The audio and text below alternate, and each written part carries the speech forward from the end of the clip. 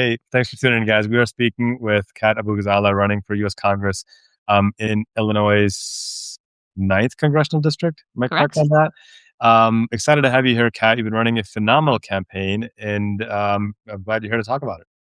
Yeah, it's really hard, as you know, and especially as a first time candidate, it's even harder, but it's been the most rewarding thing I've ever done for sure. I'm glad you used that word rewarding because that's exactly how I felt. It's exhausting. It's painful. There's immense sacrifice, personal privacy, financial sacrifice, but it's also rewarding to see like this is what democracy looks like. This is how democracy works. I like to start these interviews with kind of the first question of talk about your superhero origin story. What was the moment when you're like, this crap sucks. We got to fix it, and here's what I'm going to do. I'm going to run. I'm going to run for office. Yeah, so I I've had people ask like where because I grew up Republican and they were like, so where did you get your values? And a lot of it comes from stories. I think stories are the greatest thing that humans have ever created. And when I was about 15, my family and I realized when Trump started running for president that like our values didn't really align with uh this party that we claim to be a part of, and especially the fact that they don't give a crap about Palestinians. Um, but everyone that I admired were people that just, like, really stuck to their values even to their own detriment, and so I wanted to dedicate my life to de-radicalization and, anti-extremism work, and so that's what I did. I graduated in May 2020. I started working at Media Matters covering Fox News. I've been deposed by Elon Musk. I lost my job because of Elon Musk. My specialty was Tucker Carlson. Our team played a part in getting him fired from Fox News. I was very happy with my job freelancing, but after Trump was inaugurated, I was like, "Well, Democrats are gonna do something, right? Yeah. They're gonna do something, right?" And I was just ranting to my boyfriend and our cat every single day, and eventually I was like, "Okay, well, I'll do it then, because no one's gonna save us. We are who saves us." I'm picturing the Thanos meme where he says, "Fine, I'll do it myself." Literally that, and it was I had this large platform that, yes, I built myself with my own reporting and my analysis and my video content, but it's, like, such a privilege to have even then, and so we were able to really try new things, to have, like, an completely unashamed progressive campaign, to use our resources differently, to, like, do some different events. I think we're the only campaign ever to have, 2 mosh pits at separate campaign events, That's amazing. um, and then also to, like, be able to be a true grassroots campaign. We're the only one in a race of 16 where the majority of our donations are small dollar. Yeah, I was chatting with someone in a team offline. 60,000 donations to the campaign. Talk Yeah. about that. That's I've never heard of that happening in a congressional. Insane. Yeah, especially for, like, a first-time candidate who I never been in elected office. I don't think that everyone in Congress should be a 26-year-old journalist, but I do think we need a diversity of background, and it seems like a lot of people agree. And so we have our average donation is still $32. Um, we it's just been incredible how many people have resonated with this campaign and also being able to show and not tell the Democratic establishment, like, this is how you use new media in this age. And it's not the only thing. You can't just run a campaign online, but you can use it as a tool, whether it's from fundraising, whether it's from advertising, whether it's from our Discord server, which has real life volunteer implications, both remote and local. This is what you can do to actually connect with young people and to reach as many folks as possible. Because older people use social media. My mom's on TikTok. My dad watches YouTube. Yep. We'll see if you listen.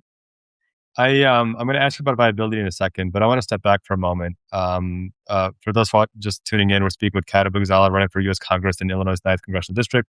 Primary is just a couple of weeks away, so we're in the home stretch. I don't know how you're still awake right now. You're probably getting off of 1 hour of sleep a night, but I also have narcolepsy, which is fun. which probably doesn't help the situation at all. But before we get to viability, I want to talk about one of the bizarre kind of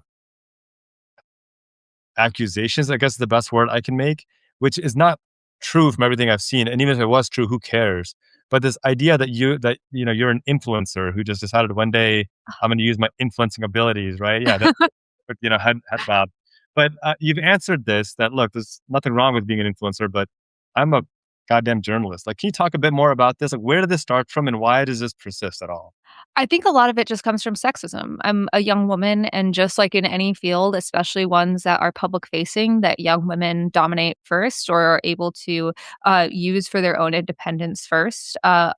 people like to downplay it, like to denigrate it. The same thing happened with like computer science, by the way. That was considered like a feminine job and talked down upon. This has happened in so many industries. And I actually don't watch video. My friends call my TikTok algorithm NPC algorithm.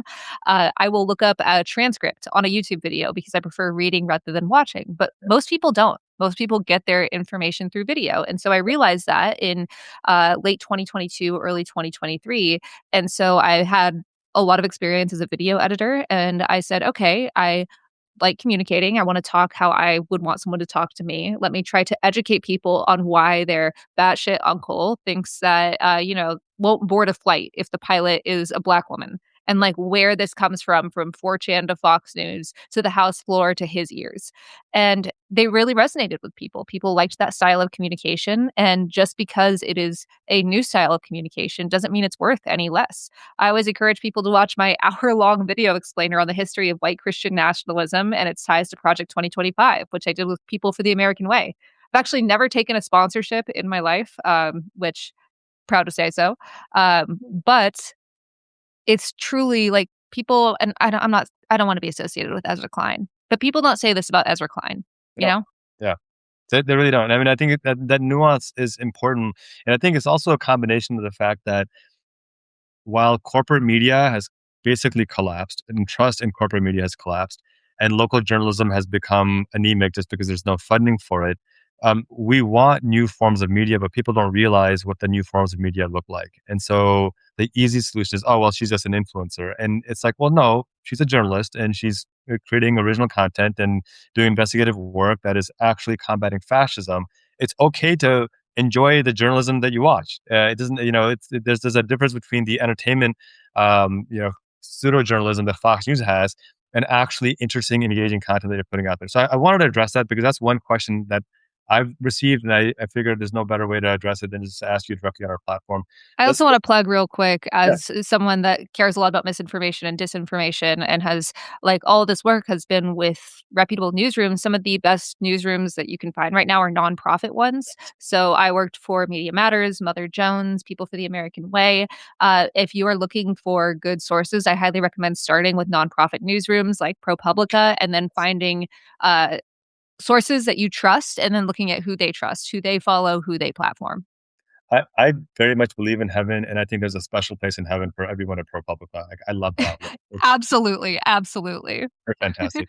Let's talk about viability because this is a big race with a bajillion people running, and I've studied a lot of the candidates, and they're all, I mean, a lot of them are really good candidates. In the top three, in my view, you are the only viable one um, because of a couple of issues. One, AIPAC. Two, corporate money. And three, when we talk about everything from ICE to the Gaza genocide, can you just spend a few minutes talking about the viability aspect and what really distinguishes you from your colleagues who are in the top three in polling? Yeah, so I think that this race is a perfect example of why we need ranked choice voting because there are a lot of progressives in this race, and I think that's fantastic. But we don't even have a runoff in this race. Yeah, Whoever gets the most, someone could win with 20% of the vote, and that yeah, could be us. And frankly, I think, and I would hope that everyone in this race would rather not win with ranked choice voting than win this way. But that's yes. where we are.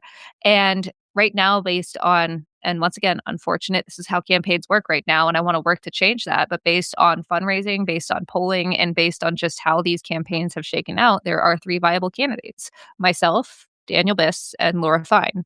Laura Fine's campaign would not have survived without AIPAC. They are pouring millions into ads. They just released one against me that has a bunch of AI slop and is really weird. They quote my high school paper twice, Wow. which can you believe AIPAC attacking children?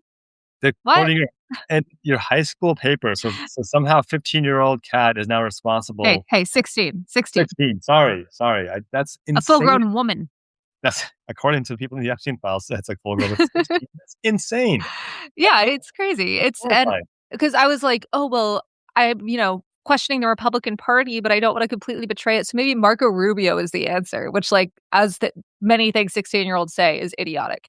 But I would hope that the deposition, the federal indictment, devoting my life to progressive politics says shown that I am less Well, idiotic. the other irony is that AIPAC has donated to Marco Rubio as much as anybody. So if that's what's upsetting them, why the hell are they donating to Marco Rubio?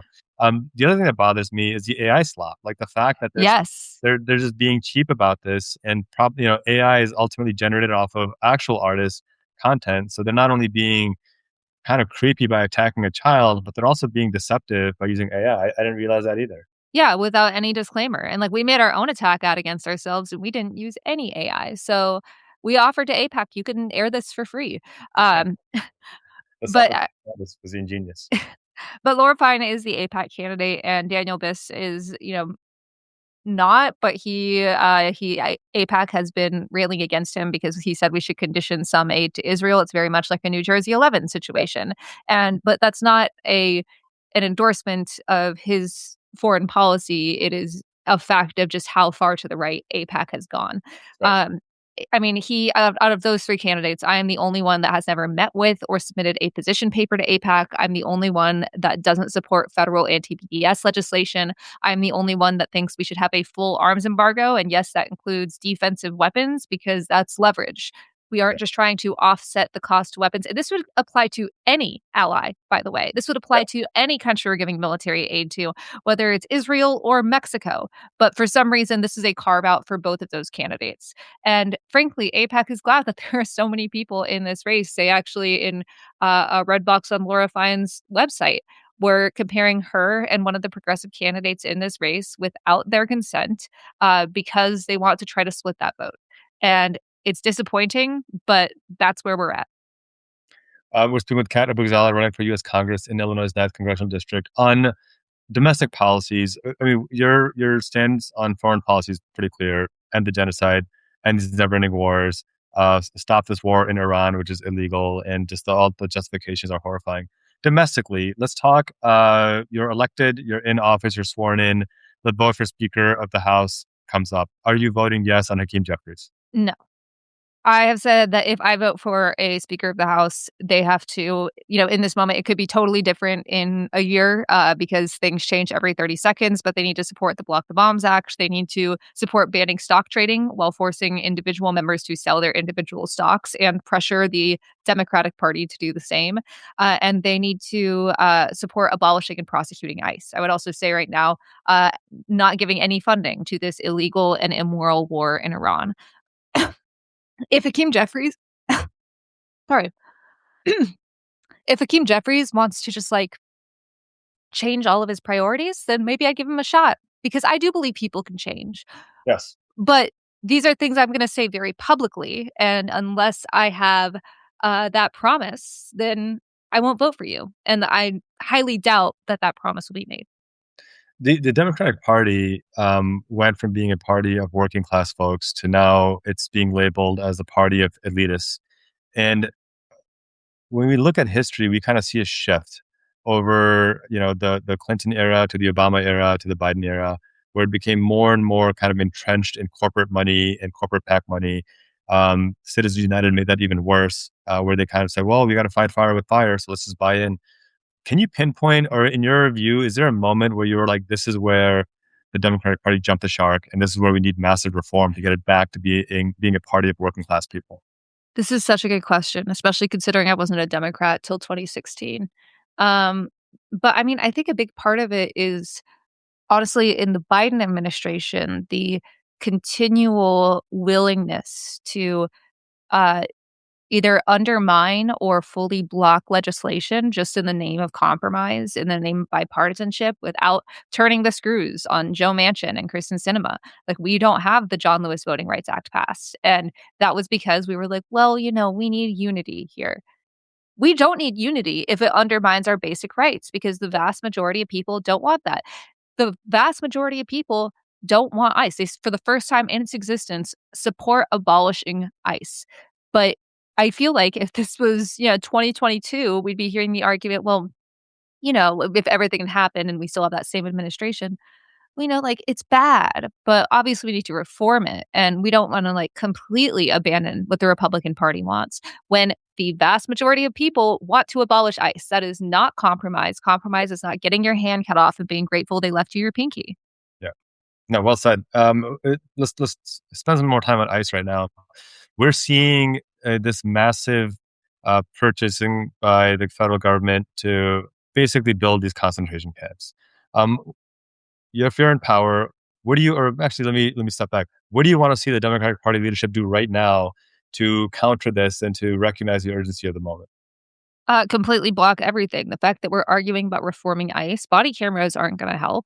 All it would have done in Renee Good's murder is allowed him to murder her with two hands because he was filming the entire time. Like, this is not something you can't reform the secret police. You can't reform that. They are the secret police and they need to be tried, not just disbanded, but tried. And DHS's powers needs to be fully dismantled and their powers need to be returned to the original departments that they apply to, like state, like treasury, like transportation, like justice. Um, so Democrats need to hardball this, play hardball. It feels like they're allergic to the idea of leverage. There is not a we should not move a single ounce on this. You guys want funding? Cool. Guess what? We're not giving a single cent to ICE. This argument about whether we should continue to fund DHS or ICE, when we've already, the Republicans have allocated $75 billion to it, it's already funded. Yeah. And I want to work to take those funds back and put it towards education and healthcare. But it's already funded. Why are we arguing about this? Why are we even acting as if this is a worthy argument when it's not? Um, Also, I think a big part of this is like we need to be exploiting every part of this system and not like, yeah, it might be rude to stand up during the State of the Union and yell at Trump, but guess what? Make a scene. I think every single Democrat should have been getting dragged out of there with Al Green. Like, it does matter. And especially if earlier on we were doing this, fascists are weak. Like, this is what I study. This is why I want to go to Congress. This is why I don't want to be in Congress forever. I would not be running if it wasn't this exact moment. But Democrats do not understand the far right. They don't understand fascists. And especially early on, if we had called them on their bluff more and more often, they would have had to back down or cause a national scandal. Like when Elon Musk marched his army of teenage incels to the Treasury Department, every Democrat should have been arm in arm in front of every entrance and every exit and called their bluff. And I think he would have backed down, but they Yeah. didn't. I agree, and I mean, and to go even a step further back from that, if Merrick Garland had the testicular fortitude to do his goddamn job and prosecute Trump the way he should have, then we wouldn't be in this mess. But he was so married to norms, and if Joe Biden had, he said the buck stops with me, and I people get upset when I talk about Biden because like he's just a sweet old man. I'm like, no, No. he's a president. Don't infantilize the most powerful politician on earth. He ran in 2020 saying the soul of America is at stake. Trust me to save the soul of America. And what did he do? He ran a presidency that ultimately landed right back with Trump. And I think we need to have an honest conversation about why that model is so broken. And the people who refuse to acknowledge that are fundamentally part of the problem.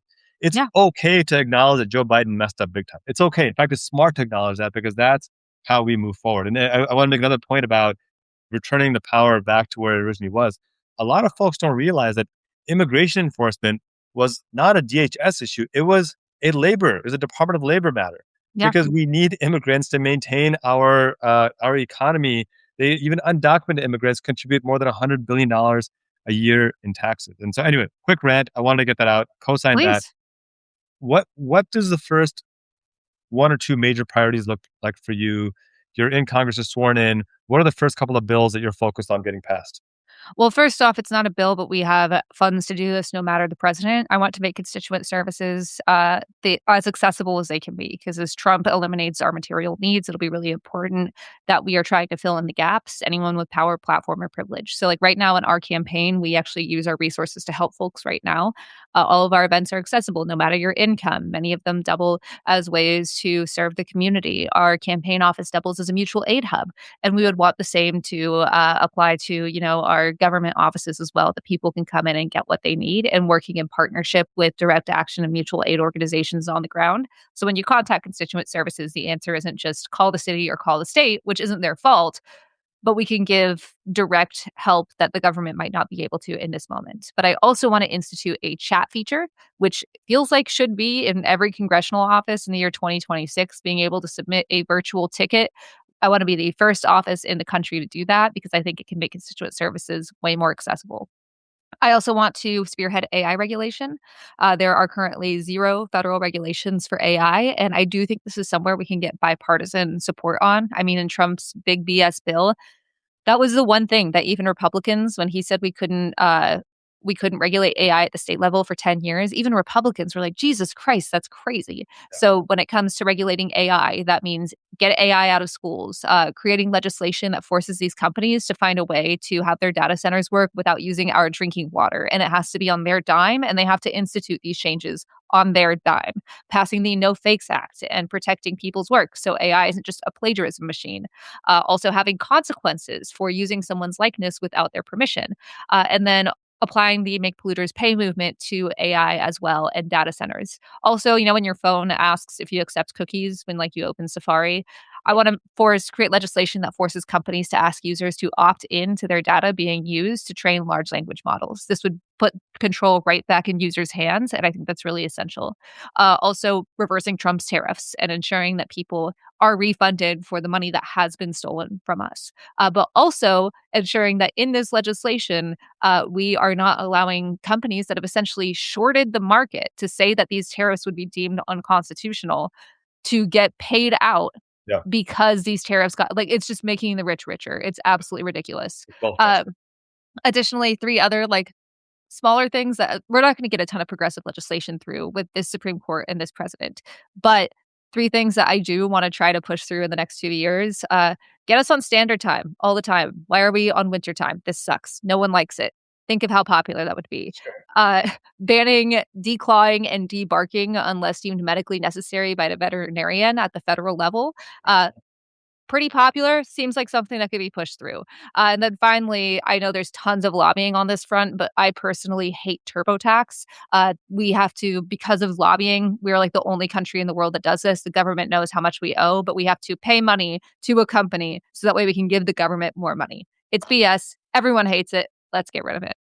Love it. And this kind of dovetails to the next question because you've already touched on a lot of these things. But when it comes to issues of economic justice, I think to me, this is the core of what a government needs to do. Everything to me stems from economic justice. If you want to talk about, racial justice, pay reparations. You want to talk about women's rights, equal pay for equal work. You want to talk about immigration, make sure we have a viable economic model for immigrants. You want to talk about, public safety, make sure people aren't in poverty because poverty helps enable crime. I mean, this is a documented fact, and that's why over policing doesn't actually solve crime, it exacerbates it. What are some of the key economic justice initiatives that you want to focus on to bring down the cost of housing, to make healthcare more affordable, make food more affordable? How does that resonate with your policy and your strategy? So almost 100 years ago, we were in this exact financial and political situation. We had rising fascism, we had the Great Depression, and oligarchs were consolidating all of the wealth. And we didn't get out of it with incrementalism and compromise. We got out of it with a whole government approach with the New Deal. And I think we need that now, not just like we need a Marshall Plan for the federal government or a New Deal. And basically, what I mean by that is we need to not be putting more money into war. We need to be absolutely pouring it into people's lives. This means building more housing with federal incentives to work with local businesses. This means ensuring that we have protections against price gouging. This means a single payer healthcare system with full vision, dental, mental, and hearing care. But it also means on this front, we have a doctor shortage and a nurse shortage. We need to be paying for medical school and ensuring that the people whose medical school we do pay for are put towards hospitals in underserved areas, often impoverished communities and rural communities where these hospitals have been shut down due to privatization. We can reopen these under the government and also ensure that we don't have the shortage anymore.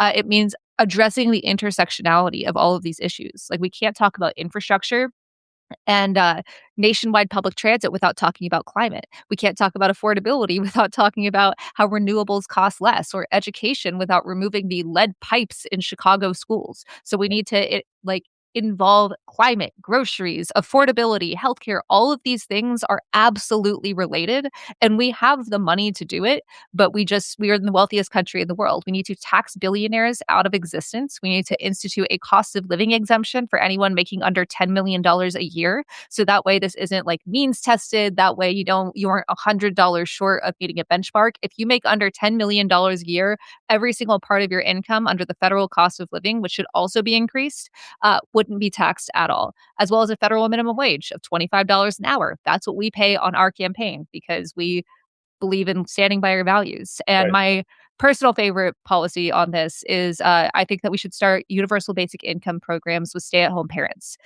This is one of the best ways that we can ensure that, like, being a stay at home parent, which disproportionately affects women, and because we don't have universal childcare, which is also essential here, means that they often have to quit their jobs. This would have more money in the pockets of families. It would also ensure that no one has to stay with an abusive partner or be in a marriage that they don't want to be in Mm. because they can't afford it. And they would also have their own social security pot. So no matter what happens, they know that they are taken care of, no matter what happens later in life. It helps, decrease things like crime, and it would help invest in the future for children. This is like the best place to start universal basic income, and stay-at-home parents have the most invisible and unpaid labor in the world. I don't know if you know this, Kat, but did you know that under Nixon, we were a couple of votes shy from passing universal basic income? It makes my eye twitch. Yeah, Also daycare. it's terrible that didn't pass, and the reason why it didn't pass is because of a made-up study that women would leave their husbands. Yeah. It was a made-up study. First of all, if the only thing, I mean, it proves the point that women are forced to remain in abusive relationships because of financial, um, uh, being like a financial hostage. But then it also, like, the fact that it was a made up study, like, it actually is true, but they made it up to try to prevent it from passing. I don't know. It bothers me to no end as well. I'm a huge fan of UBI. I definitely co-sign that. I mean, you're talking about a modern day FDR is what Yeah. we need. Not that he was perfect on everything, thing, but on economic justice, he absolutely got the right tone. And his second Bill of Rights. And same the rest. Yeah, it's what we need today. So, last question before we go. Um, these final 2 weeks, what's the campaign's focus? What are you guys trying to make sure you knock out these final couple weeks? I've been putting your link in the comments. People are responding that they're donating and second, third, and fourth time, which is exciting to see. How can folks get involved to support your campaign and help you sprint across the finish line? Because in case folks don't know, this is not a purple district. This is not a red district. This is a deep blue district. Whoever wins this primary is going to be our next congressperson from this district. So this is actually effectively the general election. How can folks support you and help you get across the finish line? Right now, as Kasim knows, like, donating is great. It is one of the most effective things you can do right now. But the closer we get to the election, around like March 13th, any donations after that can't really effectively be utilized in the campaign because it's so close to election day. So donating right now at catforillinois.com would be incredible. We need to raise ideally like 150K over the next week and a half to effectively do everything we want when it comes to ads and outreach. If you want to volunteer, you can do that remotely by phone banking or locally knocking doors or doing canvases. You can go to catforillinois.com/events or discord.gg/catforillinois. And if you're in Illinois, I will please, please, please, please go to catforillinois.com/events and sign up for a REACH training. REACH is an app that essentially cross references your contacts with the voter database. So that means that you know every single person in your phone that can vote for me. And the best advocate for me to people in your life is you. So please sign up for that, catforillinois.com/events to sign up for a REACH training. It's super easy. And please donate at catforillinois.com. Send the link to some friends. Ask for them to pitch in what they can. Our average donation is $32. If you can do more, that's amazing. If you can't, that's fine. Kat, thank you so much for joining. Thank you for running. I know this has been an immense toll, physically, mentally, spiritually, but I'm glad you're here. I'm glad you're running. We need more young people running and being unapologetic about it. And Wait, I didn't get to ask. yeah. Are you going to come to my federal trial on May 26th? Oh, I'm just finding out right now that that's when it is. But yeah, I'll be there for moral support. It's going to be really stupid. I, I I have a friend who's an Air Force veteran who was charged very similarly at the Broadview facility, and they wanted him to plea bargain out. He refused, and then they dropped the charges at the last second because they realized how ridiculous it actually was. So, sending you all the good vibes and all the vibes. You have a platform here anytime you want to come back, but let's sprint, guys. Check her out at catforillinois.com. Kat, thank you for running. Thank you for being here, and we'll see you next time. Thanks so much for having me. Thank you for tuning in to Let's Address This with Qasim Rashid. Make sure you hit that subscribe button so we can continue to protect your human rights and our democracy. Peace out.